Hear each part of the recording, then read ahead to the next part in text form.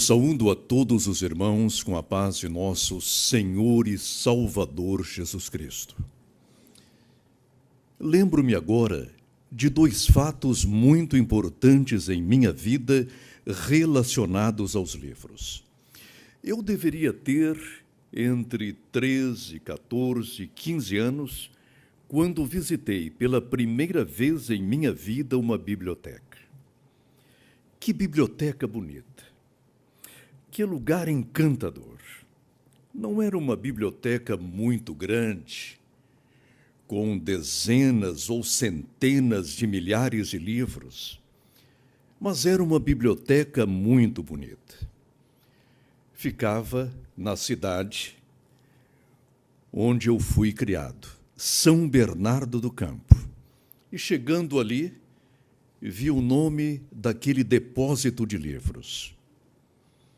Porque biblioteca significa em grego exatamente isso: depósito ou lugar onde são organizados os livros. Biblioteca Pública de São Bernardo do Campo, Monteiro Lobato. Ao entrar ali, ao ver aqueles livros dispostos com tanta ordem, com tanta arte e beleza, eu fiquei realmente consolado. E a segunda experiência minha com os livros foi aqui no Rio de Janeiro, ao visitar há uns 15 ou 20 anos o Real Gabinete de Leitura, o Real Gabinete Português de Leitura. Irmãos, eu não sei quantos livros há nessa biblioteca aqui no Rio de Janeiro. Mas é um lugar muito bonito. E eu vi, em um cantinho mais além, onde Machado de Assis fazia suas pesquisas. Sim, Machado de Assis, um dos maiores mestres na língua portuguesa. Que lugar bonito! Eu gostaria que todos vocês um dia visitassem o Real Gabinete Português de Leitura. E se tiverem oportunidade, visitem também a Biblioteca Pública Monteiro Lobato de São Bernardo do Campo. Hoje, no entanto, visitaremos uma outra biblioteca, não tão bonita, não tão atrativa, mas que tem prendido muita gente. É uma biblioteca sinistra, perigosa, e que tem levado muita gente ao inferno. É uma biblioteca que poderia chamar-se a Biblioteca Secreta de Satanás. Mas onde se encontra esta biblioteca? Onde ela está instalada? Por mais incrível que possa parecer, ela pode estar instalada em nosso coração, em nossa alma, exatamente naquela junção que une a nossa alma ao nosso espírito. E os seus autores? Quem são os seus autores? Nesta biblioteca encontraremos 5 livros. E todos eles, conforme veremos, têm nomes gregos. O primeiro volume, Fonos. O segundo, Moiqueia. O terceiro, Porneia. O quarto, Clopé. O quinto, Pseudomartiria. E depois, Blasfemia. 6 livros, 6 perigosos livros. Agora, sabemos que um só é o inspirador de todos estes volumes perigosíssimos que, como já lhes disse, têm levado muita gente ao inferno. Mas e os seus escritores? Surpreendemo-nos, às vezes, a escrever um desses livros.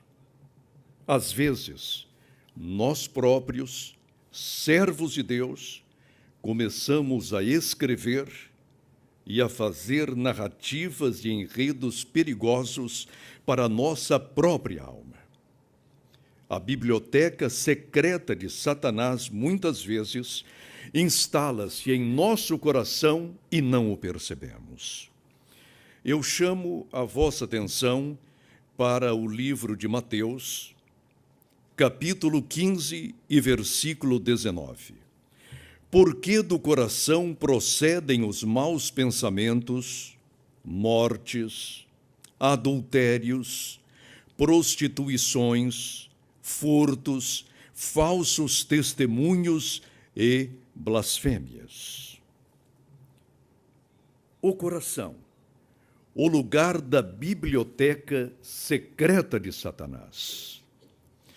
Coração, em grego cardia, significa não somente coração, o órgão vital do corpo humano, como também a sede da vida espiritual humana. Neste sentido, é a morada de todos os pensamentos, virtudes, pecados e males. Espiritualmente, localiza-se, conforme já dissemos, na junção entre a alma e o espírito. Por esse motivo, recomenda-nos Salomão, o coração deve ser muito bem guardado. Sobre tudo o que se deve guardar, guarda o teu coração, porque dele procedem as fontes da vida. Provérbios capítulo 4 e versículo 23. Vejamos agora, antes de folhearmos esses livros, eu gostaria que eles não fossem folheados, sequer vistos, mas precisamos fazê-lo nesta manhã para que sejamos mais santos. Vejamos agora os maus pensamentos como as bases de todos os pecados que aqui apontaremos.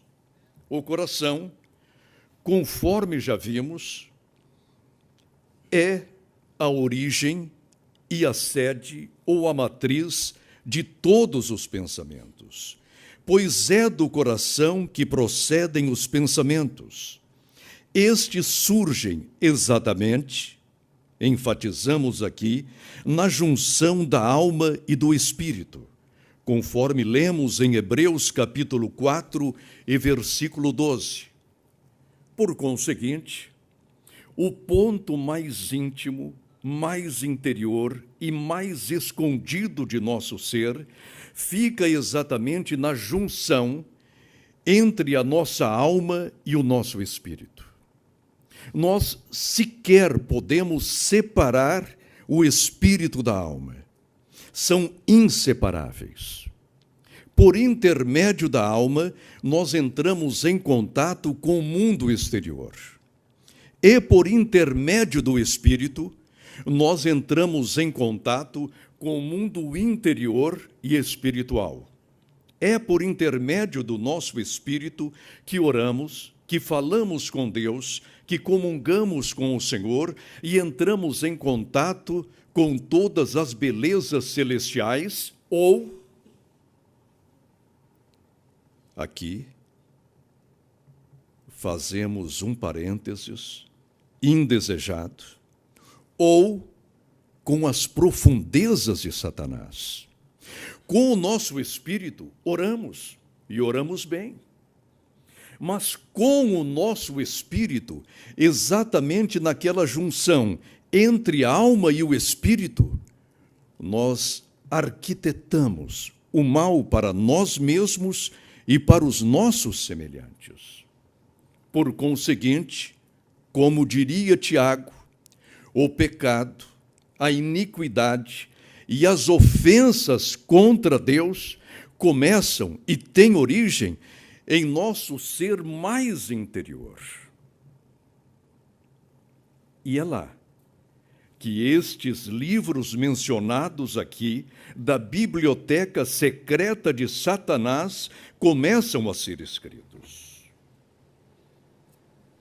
O que é o pensamento? No grego original, o termo dialogismos, ou pensamentos, significa, entre outras coisas, razão, imaginação, disputa, desenho e, finalmente, deliberação. Quando nós pensamos, discutimos com nós mesmos. Apresentamos algumas razões que mais adiante procuramos desconstruir. É uma discussão entre nós e nós mesmos. É o nosso ser debatendo-se com o nosso próprio ser. É uma discussão, é uma disputa, é uma luta íntima muito grande, feroz, renhida. E nessa luta nós perdemos para nós mesmos, como diria o apóstolo Paulo, porque a carne cobiça contra o espírito e o espírito contra a carne. E, para vencer as nossas tendências pecaminosas, precisamos de um revestimento especial, a graça, o sangue de Cristo, a palavra, a presença do Espírito Santo em nossa vida. É uma luta renhida.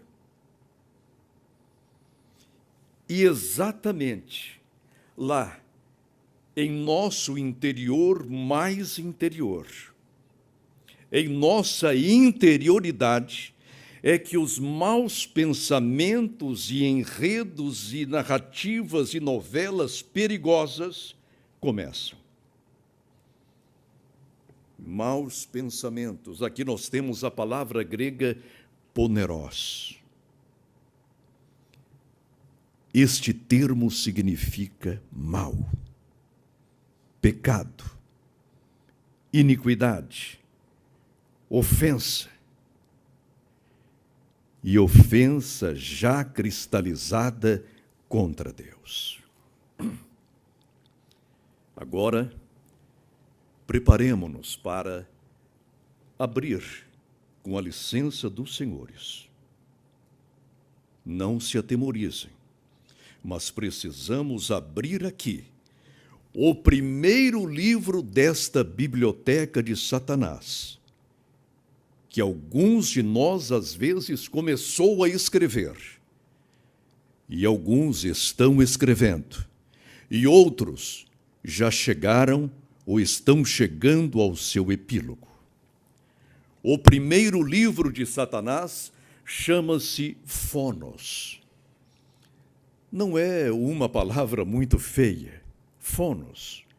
Tem até uma certa sonoridade.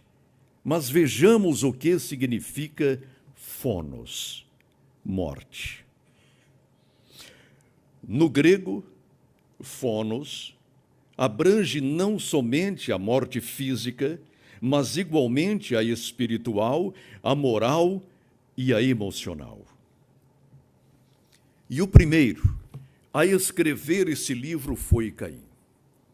Irmãos, Caim tinha à sua disposição todo o planeta Terra. Ele não precisava matar o seu irmão Abel. Se era disputa de terra, eles poderiam tão somente dividir o nosso planeta em 2 hemisférios. Caim ficaria com o norte, ou o ocidente, e Abel ficaria com o sul, ou com o oriente. Essa disputa poderia ser resolvida simplesmente.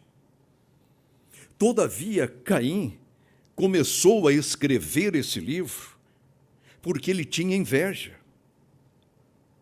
Ele tinha inveja da comunhão que o seu irmão tinha para com Deus.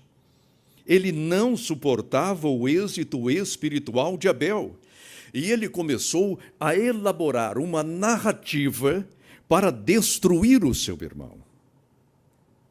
E o seu livro, dessa forma, começou a ser escrito. Primeiro, a dedicatória. Ele dedica o seu livro a Satanás, o primeiro homicida, de acordo com o próprio Cristo. Porque Satanás, sendo homicida e mentiroso, jamais se firmou na verdade. É alguém que odeia a vida. E observem, naquele tempo, não havia pena, não havia estojo de escriba, não havia pergaminho, não havia papiro, não havia sequer os instrumentos básicos para se encadernar o livro. Mas lá estava Caim escrevendo seu livro que tinha um título pomposo, Fonos, Mortes. Observem que todos esses pecados estão no plural, mortes. E Caim, no mais íntimo de seu ser, começou a escrever a morte de seu irmão, até que ela, saltando do epílogo, do último capítulo, tornou-se realidade. E quantas vezes nós, cristalizando um ódio ou contra o pai, ou contra a mãe, ou contra um irmão, ou contra um companheiro de trabalho, ou contra o chefe, ou contra o seu gerente, não vai escrevendo a narrativa da morte dessa pessoa. Ah, se eu pudesse destruí-la, se eu pudesse matá-la, se eu pudesse tirar-lhe a vida agora, se isso me fosse possível. E você, dessa forma, vai escrevendo o seu livro. Primeiro, a dedicatória.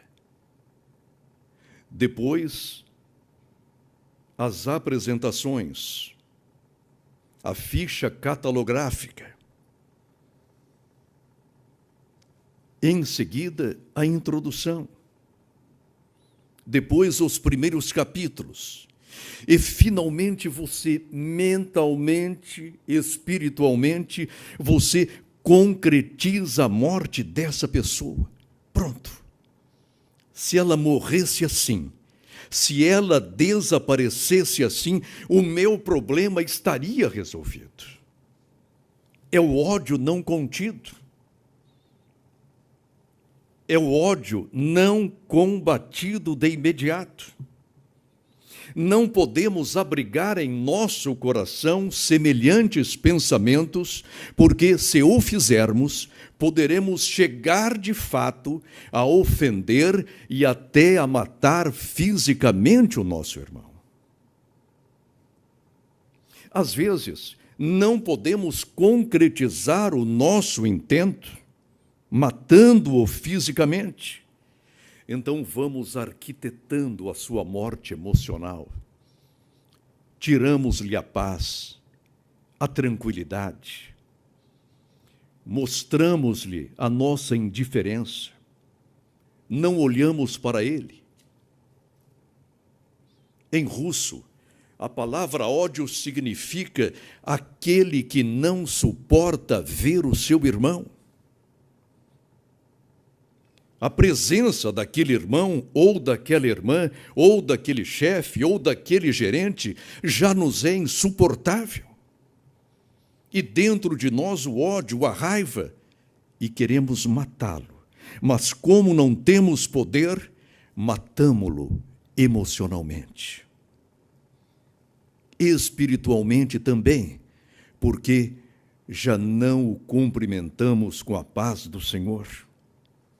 Já não oramos por ele. E assim, fazemo-nos assassinos. Vejam os irmãos que diz o Senhor Jesus Cristo que de nosso interior saem as mortes. Não é apenas uma morte. Hoje, desejamos a morte desse irmão, amanhã daquele, depois daquele outro. De repente, fazemo-nos um assassino em série, um serial killer.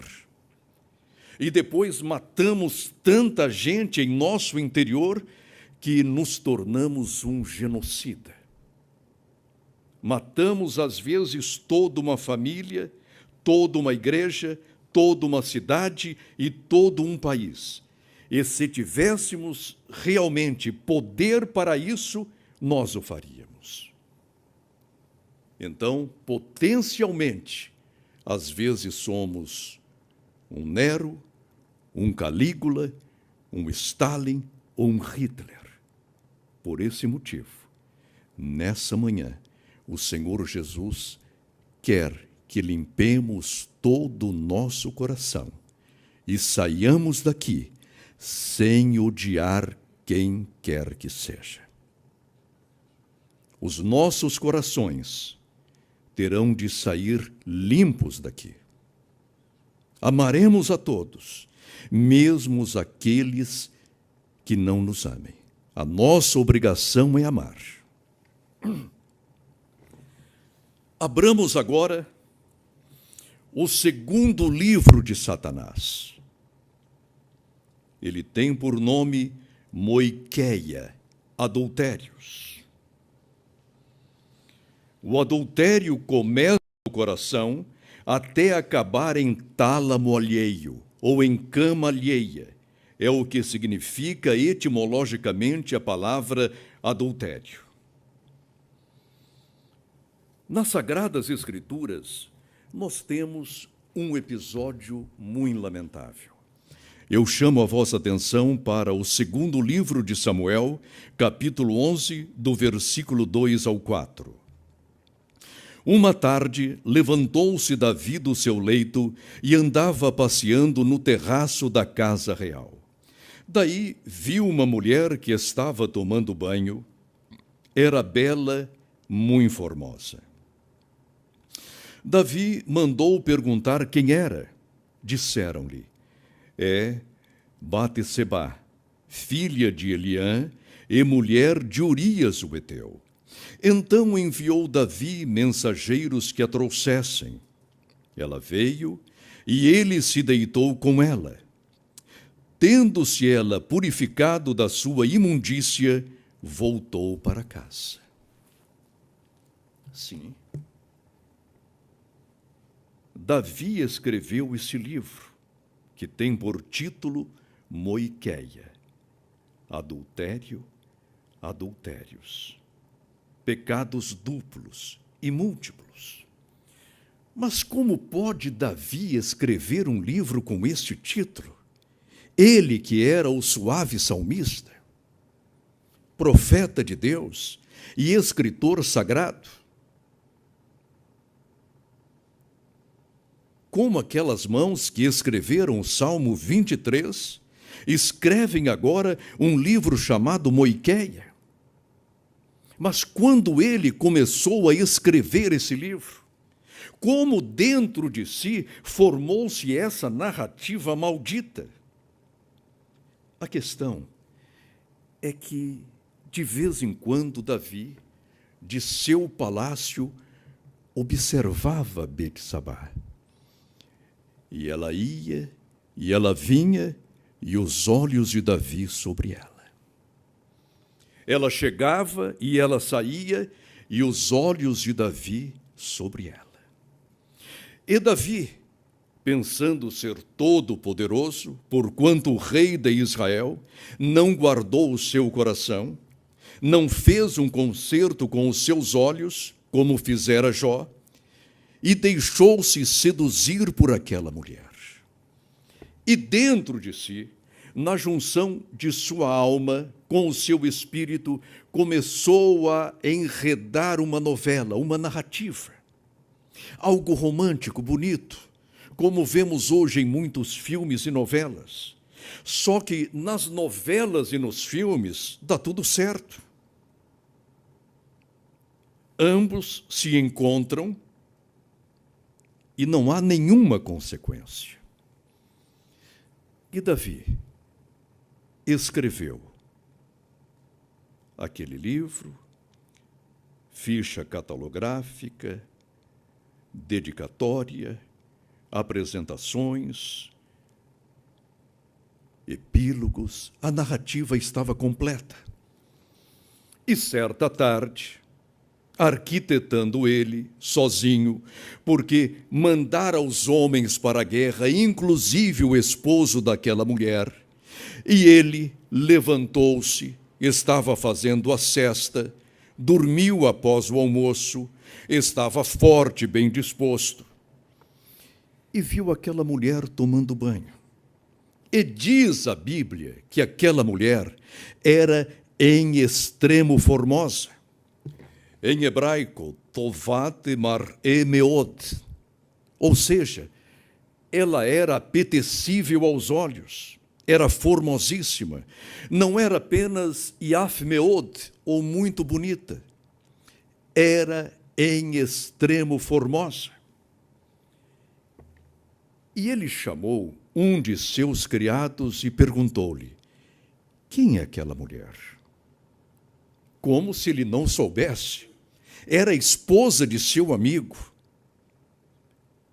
Era mulher de um de seus mais queridos e apreciados generais. Era esposa de Urias, o heteu, um amigo particular dele. E ambos moravam juntos, porque Urias tinha como missão também zelar pela vida de Davi. Mas naquele momento, os hormônios do velho homem já eram um homem maduro, então precisamos, nós velhos, tomar cuidado também, porque muitas vezes o diabo enfraquece o jovem e assanha o velho. Precisamos tomar cuidado. Quem é aquela mulher? Meu senhor, não é Betsabá, mulher de Urias, o heteu? E ele mandou chamá-la. Deitou-se com ela. Teve relações sexuais com ela. Adulterou com ela. E, de acordo com o seu script, ninguém ficaria sabendo. Ninguém. Nem Urias, nem as suas outras esposas. E observem, de acordo com os costumes daquela época, Davi já tinha um harém em casa, várias esposas, e todas elas mulheres belas. E por que ele precisava daquela ovelhinha lá do outro lado? De acordo com o seu script, tudo daria certo. Mas a história todos conhecemos. Não deu certo. Um abismo puxou outro abismo. Abissus, abissum invocati. Ou seja, um abismo chama outro abismo. Depois daquele adultério, ele escreveu uma carta a Joabe, que era um general inescrupuloso, para que matasse sorrateiramente a Urias, para que ele, o rei de Israel, se apossasse daquela súdita, daquela ovelhinha, da esposa de seu amigo, da mulher de um de seus heróis. A mesma mão que escrevera, o Senhor é o meu pastor e nada me faltará, agora escrevia, coloca Urias na frente da batalha mais renhida, para que ele morra pela espada dos filhos de Amon. Precisamos tomar cuidado com os nossos corações. Às vezes, abrigamos pensamentos lascivos, prostitutos, adulterinos, e vamos fazendo em nosso coração uma biblioteca imensa. Muitos livros intitulados Moiqueias. Cada livro uma novela, cada livro um enredo, cada livro uma narrativa, cada livro um script diferente. E nesses livros, as nossas conquistas são sempre bem-sucedidas. ninguém sabe, ninguém viu, e realizamo-nos com isso. Mas o Senhor quer que o seu coração, nesta manhã, saia daqui purificado de todos os maus pensamentos. O Senhor o quer puro, purificado. Às vezes o homem, ao ver a sua esposa, já enrugada, já sem as formas de antes, já com os cabelinhos brancos, começa a olhar para uma outra mulher. Ora, Salomão escreveu no auge da sua juventude, da sua beleza e força, os cantares de Salomão. Mas aquela moça chamada Sulamita, um dia envelheceu. Um dia perdeu as suas formas. Um dia teve os seus cabelos embranquecidos. Mas recomendava a Salomão que os cantares em nossa vida conjugal prolonguem-se até que a morte nos separe. Ou seja, devemos encantar-nos com as nossas esposas sempre, mesmo quando envelhecidas. Abramos agora o terceiro livro de Satanás. Por favor, não os levem para casa. Depois desse sermão, joguem-nos no lixo. O terceiro livro de Satanás, Porneia. Vejamos aqui a narrativa perigosa de Amon, o mais notório prostituto da história sagrada. Angustiou-se Amnon por Tamar, sua irmã, sua meia-irmã, a ponto de adoecer, pois, sendo ela virgem, parecia-lhe impossível fazer alguma coisa. Segundo Samuel, capítulo 12 e versículo 2. Naquele tempo era muito comum um homem, por se casar com várias mulheres, gerar dentro de sua família esses conflitos. Abraão, por exemplo, casara-se com a sua meia-irmã Sara. Mas nesse caso aqui, esses dois meios-irmãos, Amnon e Tamar, geraram um conflito muito grave na família de Davi. Amnon observou a sua irmã Tamar. Segundo a Bíblia, ela era belíssima. E ele, lascivamente, adoeceu por causa dela. Queria possuí-la. E ele começou a arquitetar, a escrever um livro chamado Porneia, ou Prostituição, para deitar-se com a sua meia-irmã. Mas ele enxergava algumas dificuldades. Em primeiro lugar, ela era filha do rei, e uma das filhas prediletas de Davi. Em segundo lugar, era uma moça virgem, sem experiência sexual, e isto para Amnon, um prostituto já notório, podemos inferir dessa forma a sua biografia. Para Amnon, havia uma dificuldade para seduzir aquela moça. Por quê? Porque ela era uma moça pura. Era uma moça sem experiência sexual, que estava se guardando para o seu esposo.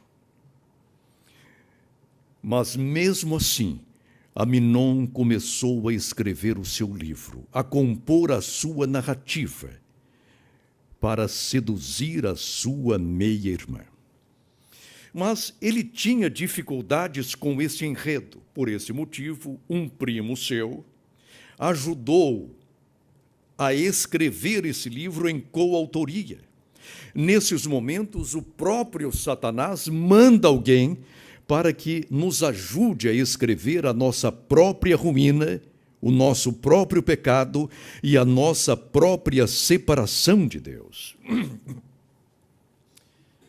E a narrativa estava pronta, completa.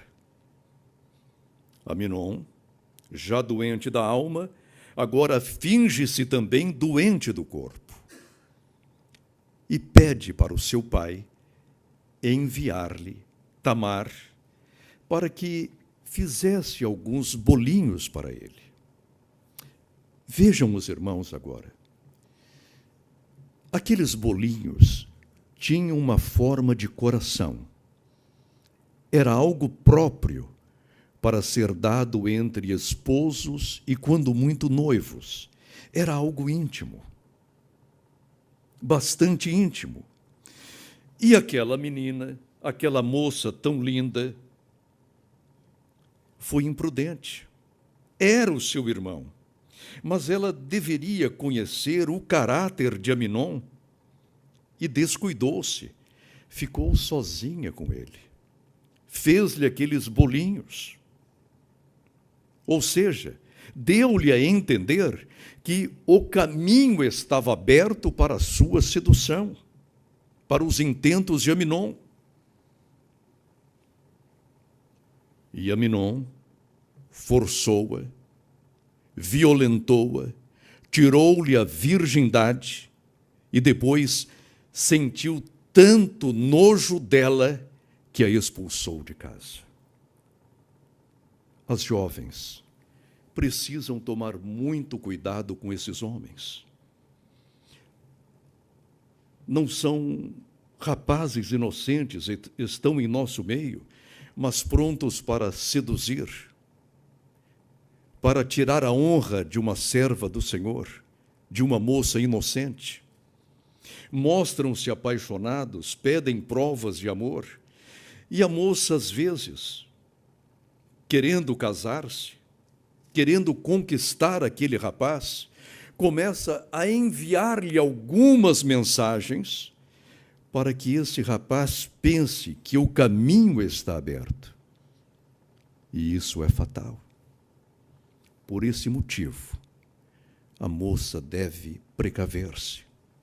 E algumas são tão imprudentes e começam a pecar também e a alimentar essas narrativas pecaminosas, enviando até para esses maus elementos que temos em nosso meio, nudes. Declarações íntimas. Isso é algo pecaminoso. A jovem crente precisa precaver-se de tudo. Não tenha pressa. Fique tranquila. Moça serva do Senhor, seja tão somente fiel, porque o Senhor Jesus tem um bom homem reservado para si, como seu esposo, como pai dos seus filhos, como avô de seus netos, como guardião de sua casa. Repouse, pois, tranquilamente nas mãos do Senhor Jesus Cristo. E afugente de sua vida esses escritores que só sabem escrever um livro, porneia, prostituição. Mas a prostituição não se circunscreve apenas a um relacionamento sexual. Nós temos, por exemplo, a pornografia. Jovens e até velhos presos à pornografia, escravos desse vício, não conseguem livrar-se dela. Cada foto, uma novela, cada foto, uma narrativa interior, cada foto, uma viagem pelo pecado. Livre-se disso em nome de Jesus. Ao sairmos do culto hoje, nós rasgaremos este livro de Satanás também, jogá-lo-emos no lixo. E uma outra narrativa muito perigosa, a imaginação homossexual. Às vezes, homens e mulheres tomados por Satanás começam a brigar dentro de si, em seu mais escondido interior, uma narrativa homossexual. Você não conta para ninguém. Não fala para ninguém porque é algo vergonhoso, mas dentro de si, aquela narrativa, aquela novela, aquele script prejudicial. E muitas vezes, esse script, ou narrativa, ou novela, torna-se realidade. Uma triste e vergonhosa realidade. Se isso já aconteceu, não se desespere, porque o sangue de Jesus Cristo, nosso Senhor, purifica-nos de todo pecado. A recomendação de Paulo: pois esta é a vontade de Deus, a vossa santificação, que vos abstenhais da prostituição. Vejamos agora o quarto livro de Satanás.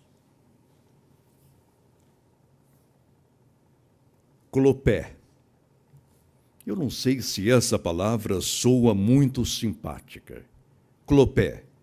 Eu não sei se tem alguém escrevendo esse tipo de livro, mas pode levar ao inferno. Clopé significa furtos, roubos. É o roubo que não parece nem roubo nem assalto. Parece, às vezes, tino profissional. E o mais notório ladrão da história sagrada chamava-se Judas Iscariotes. Isto, disse ele, não porque tivesse cuidado dos pobres, mas porque era ladrão e, tendo a bolsa, tirava o que nela se lançava. João capítulo 12 e versículo 6. É claro que, aqui, ninguém se aventuraria, por exemplo, a pegar uma arma e a sair por essa rua ou por aquela a assaltar alguém. Isto é um assalto. É algo chocante. Precisa-se ter muita coragem ou ser muito usado por Satanás para assaltar alguém. Mas, às vezes, a pessoa se encoraja a furtar, a roubar, sem ninguém o perceber. Furtamos pequenas coisas porque estas coisas pequenas não farão falta a ninguém. Recebemos um troco errado, com dinheiro a mais, e não o devolvemos porque o dono daquele estabelecimento é rico.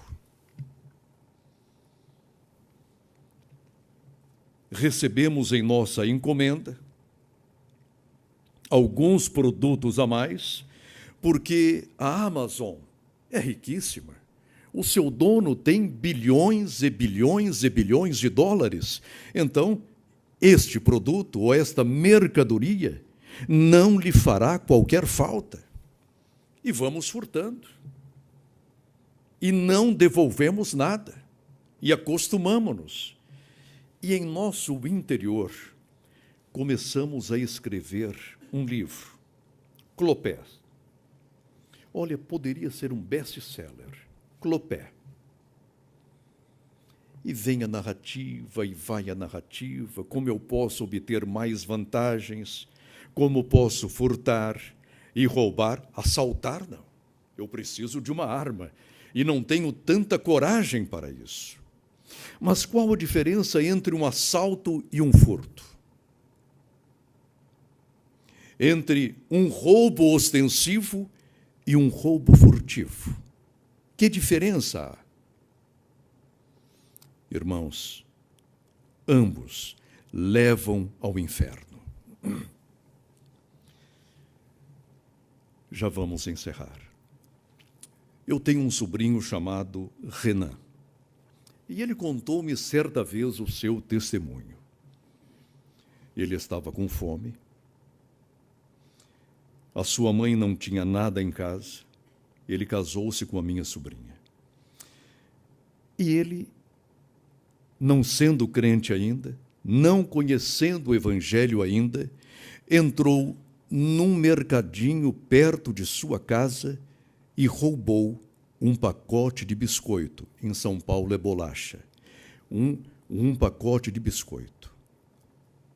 Depois que ele devorou aquele biscoito, ele foi tomado por um temor tão grande e pensou: agora vou para o inferno. Não há mais solução para a minha vida. Eu perdi a minha alma. E naquele desespero todo, ele veio a conhecer o Senhor Jesus Cristo. Aceitou o Filho de Deus como seu Salvador, firmou-se. Aí ele disse: eu quero devolver aquele pacote de biscoito. Foi, comprou um pacote daquela marca, daquele jeitinho, e entrou furtivamente naquele mercado e deixou ali. Irmãos, tomemos cuidado com os furtos. Em nossas declarações pessoais, em nosso imposto de renda, vamos colocar exatamente o que é. Não vamos maquiar nada. Não, mas é ruim. É demasiado injusto, mas é imposto. É algo que nos é imposto pelo governo. E a Bíblia diz: a quem imposto, imposto. Não invente declarações falsas. E não vamos furtar a Deus também nos dízimos e ofertas. Aí vem aquela pergunta: eu devo pagar do líquido ou do bruto? Pague do bruto, porque assim você estará no mínimo certo. Não negue nada ao Senhor. Vamos deixar esse livro de Satanás chamado Clopé de lado. Vejam os senhores nessa operação Lava Jato. Nenhum desses senhores ilustres, bem falantes e bem posicionados socialmente, nenhum deles pegou uma arma e disse: isso é um assalto. Eles roubaram a nação furtivamente. No entanto, Deus está trazendo tudo à luz. Não ande com esse livro. Jogue-o agora no lixo. Não o leve para casa. Um outro livro de Satanás, chamado Pseudo-Martiria, ou Falsos Testemunhos. 1 Reis, capítulo 21 e 13. Jezabel, a maior caluniadora da história sagrada. Então vieram 2 homens malignos, sentaram-se defronte dele, de Nabote, e testemunharam contra ele, contra Nabote, perante o povo, dizendo: Nabote blasfemou contra Deus e contra o rei. E o levaram para fora da cidade e o apedrejaram e morreu. 1 Reis 21 e 13. Nabote, como todos nós sabemos, tinha uma vinha bonita. Era a sua herança, era a sua propriedade, e ele a recebera de seus pais. Segundo a lei de Moisés, não poderia dispor dela para nada. Acabe a quis, cobiçou-a, mas sabia que havia um entrave muito grande até para ele, rei de Israel. Mas Jezabel escreveu um livro chamado Pseudo-Martiria. Sim, senhores, Pseudo-Martiria foi uma narrativa que ela criou dentro de si, em seu coração, para apossar-se da vinha de Nabote. Ela criou um falso testemunho. E quantas vezes, em nosso local de trabalho, não criamos um falso testemunho, um pseudo-martiria, para que o nosso colega não prospere, não vá adiante, não ascenda a esta ou aquela posição. Quantas vezes não criamos uma narrativa interior para alterar a biografia de um homem ou de uma mulher, ou mesmo de uma criança, porque temos inveja dela.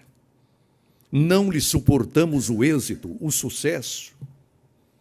Não podemos sequer ver-lhe as bênçãos. Queremos prejudicá-la. Mas saiba de uma coisa, que as bênçãos que o Senhor preparou para este irmão, para aquela irmã, para aquele senhor ou para aquela criança, não sairão de suas mãos. Hoje você pode até prejudicar este irmão ou aquela irmã com uma pseudo-martiria, mas o Senhor, lá na frente, pegá-lo-á. O Senhor não o deixará impune. Muito cuidado com isso. Chega de falsos testemunhos e mentiras entre o povo de Deus. Você quer crescer profissionalmente?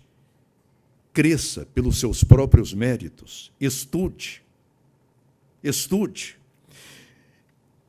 E não fique aqui e ali a criar narrativas ou a fazer notas de rodapé na biografia de seus irmãos para prejudicá-lo. O Senhor o desmascarará mais cedo ou mais tarde. Muito cuidado com isso. Finalmente, irmãos, passamos da hora. Finalmente, o último livro. Ainda bem que Satanás só escreveu 5. O Anticristo, esse quinto e último livro, chama-se Blasfemia ou Blasfêmias. Foi-lhe dada uma boca que proferia arrogâncias e blasfêmias e autoridade para agir 42 meses, e abriu a boca em blasfêmia contra Deus, para lhe difamar o nome e difamar o tabernáculo, a saber, os que habitam no céu. Apocalipse, capítulo 13, versículos 5 e 6. Os irmãos observaram. Primeiro livro, Fonos, mortes. O segundo, Moiqueia, adultérios, sempre no plural. Porneia, prostituição ou prostituições, plural também. Depois, pseudo-martiria, clopé, e finalmente blasfêmias. Aí depois de todos esses livros, depois de você escrever todos esses livros, Satanás inspira-o a escrever a sua obra-prima. Blasfêmias contra Deus. Você agora já está tão traspassado, a sua consciência está tão cauterizada, que você já blasfema do Senhor. É um pecado teológico. O pecado começou na carne e agora termina no seu próprio espírito. E você está blasfemando contra Deus. Está falando coisas contra o Senhor, contra a sua igreja, contra os céus e contra os que habitam no céu. É o que fará o anticristo no período da 70ª semana de Daniel. Vamos sair desta biblioteca de Satanás? Fiquemos em pé. Os irmãos querem sair dessa biblioteca de Satanás? Vamos jogar esses livros fora? Vamos? Agora nós vamos entrar na biblioteca de Deus. Por favor, abram comigo Filipenses capítulo 4, 8 e 9.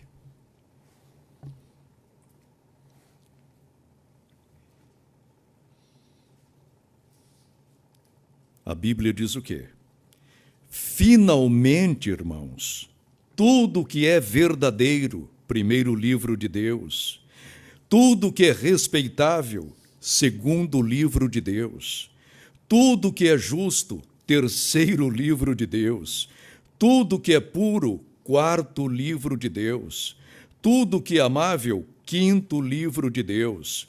Tudo que é de boa fama, sexto livro de Deus. Se há alguma virtude, sexto livro de Deus. Se algum louvor, sétimo livro de Deus. Seja isso o que ocupe o vosso pensamento.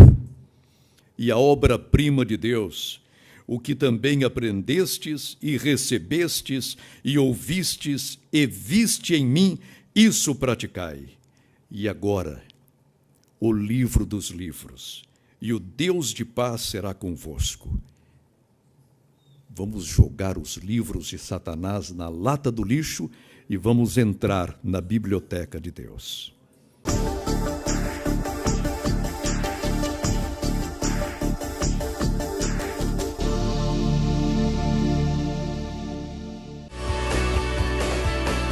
Amigo de Pecadores, de Rick Wickerson. Pedro, de Ciro Sanches Zibord. Inimaginável, de Jeremiah Johnston. História dos Hebreus, edição de luxo, de Flávio Joséfo. Quem trocou meu púlpito, de Tom Rainer. Bíblia de Estudo da Mulher Cristã. Exegese? Para quê? De Gordon Fee. Tornando-se uma igreja acolhedora, de Tom Rainer. Eu sou membro de igreja, de Tom Rainer. CPAD, tudo isso e muito mais.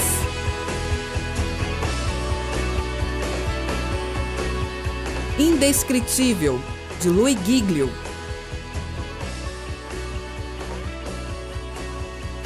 Estevão, de Ciro Sanches Zibord.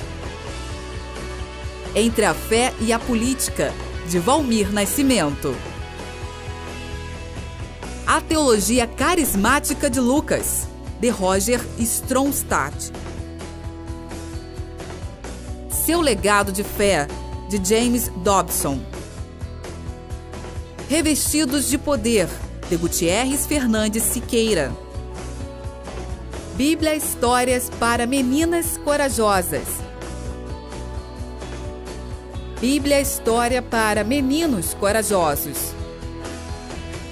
Além da Tempestade, novo CD de Lília Paz. CPAD, tudo isso e muito mais.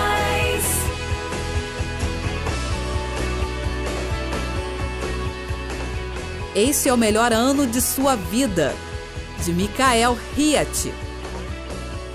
Golias deve cair, de Louis Giglio. Introdução ao estudo do Antigo Testamento, de Esdras Bento e Reginaldo Leandro Plácido. Experiência e Hermenêutica Pentecostal, de Davi Mesquiate de Oliveira e Kenner Terra. Heróis da Fé, edição de luxo, de Orlando Boyer. Mantendo a Fé na Universidade, de J. Bud Zizewski.